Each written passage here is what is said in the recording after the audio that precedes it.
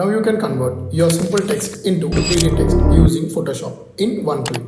So first అయితే గూగుల్కి వెళ్ళి free pick అని సెర్చ్ చేయండి.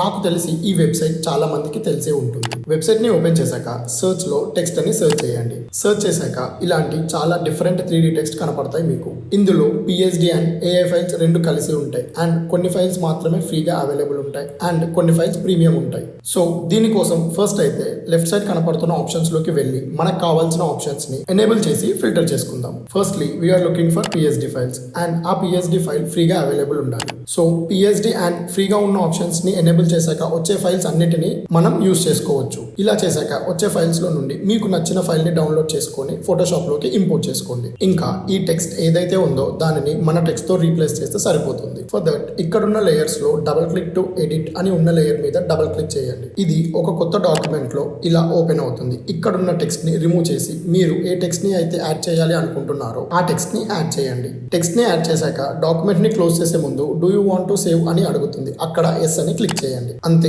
ఇలా ఉన్న మీ సింపుల్ టెక్స్ట్ ఇలాంటి 3D టెక్స్ట్ కి మారిపోతుంది. For more editing tips subscribe to our channel.